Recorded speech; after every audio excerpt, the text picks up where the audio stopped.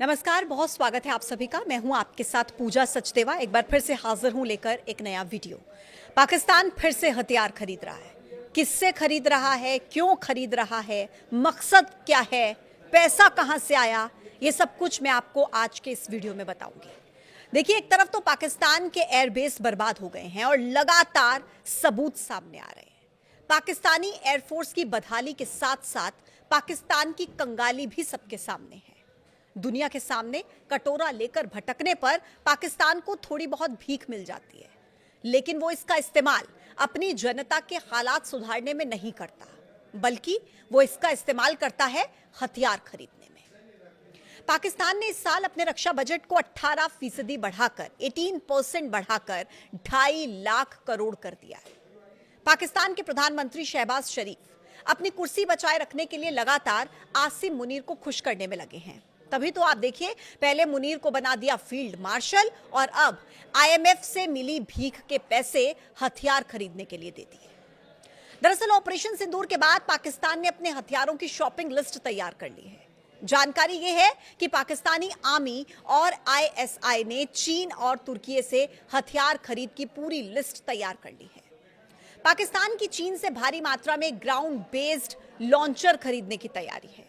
खुलासा यह भी हुआ है कि पाकिस्तान 30 यूएवी विंग लूंग भी चीन से एक बार फिर खरीद रहा है। इस ड्रोन को चाइनीज किलर ड्रोन के नाम से जाना जाता है। पाकिस्तान चाइनीज किलर ड्रोन से लेकर आर्म्स ड्रोन तक खरीदने की तैयारी कर रहा है। और जानकारी तो यह भी है कि तुर्की से पाकिस्तानी आर्मी और आईएसआई रॉकेट, ग्रेनेड और बड़े गोले लेने का ऑर्डर देने वाला है। इतना ही नहीं, चीन और तुर्की की मदद से पाकिस्तान ड्रोन की एक बड़ी ब्रिगेड भी तैयार करने में लगा है। सूत्र यह भी बता रहे हैं कि इस ब्रिगेड को पाक अधिकृत कश्मीर यानी कि पीओके में तैनात करने की साजिश फिर से एक बार पाकिस्तान रच रहा है। इतना ही नहीं, चीन जो पाकिस्तान का सबसे भरोसेमंद दोस्त है, वो भी पाकिस्तान को ड्रोन की पूरी खेप देने में जुटा हुआ है। पाकिस्तान अटैक ड्रोन की जो ब्रिगेड तैयार कर रहा है, उसके लिए तुर्की की कंपनी से उसने एक समझौता 2021 में किया था, जिसे फिर से रिन्यू करने के लिए बातचीत कर ली गई है।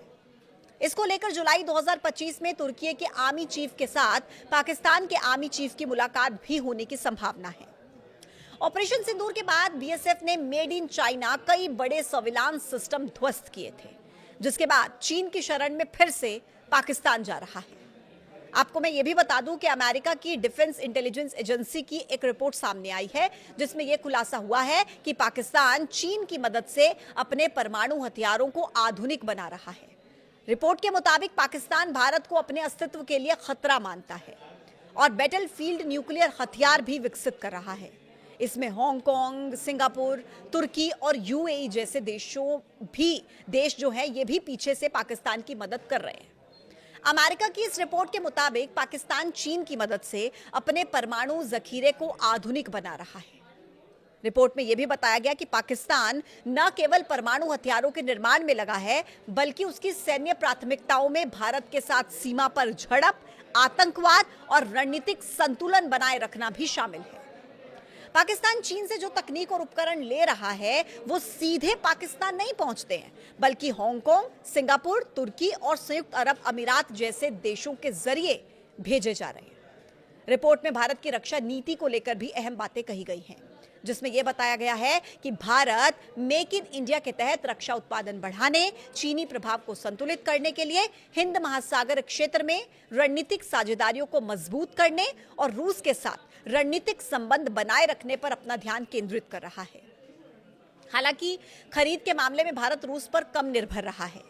डीआई ने अपनी रिपोर्ट में पहलगाम आतंकी हमले के बाद पाकिस्तान और उसके आतंकियों के खिलाफ भारत की कार्रवाई का भी जिक्र किया है।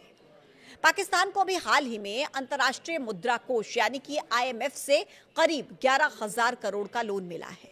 पाकिस्तान में आम जनता की हालत ऐसी है कि लोगों के पास खाने तक के पैसे नहीं है, तो वहीं पाकिस्तान सरकार डिफेंस पर लगातार अपना खर्च बढ़ा रही है। पाकिस्तान ने इस साल अपने रक्षा बजट को 18% बढ़ाकर 2.5 लाख करोड़ करने का फैसला किया है। पाकिस्तान की आर्थिक हालत ऐसी है कि महंगाई अपने चरम पर है।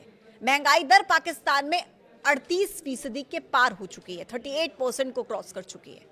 अब ऐसे में रक्षा बजट को बढ़ाना और नए हथियारों की लिस्ट तैयार करने का मकसद क्या हो सकता है? ये तो खैर समय ही बताएगा, लेकिन ये जरूर कहा जा सकता है कि पाकिस्तान अपनी आदतों से बाज आने को तैयार नहीं है। आज के इस वीडियो में इतना ही। आप इसको लेकर क्या सोचते हैं, अपनी राय कमेंट बॉक्स में जरूर बताइएगा। फिलहाल नमस्कार, कल फिर मिलेंगे एक नए वीडियो के साथ। देखते रहिए न्यूज़ 18।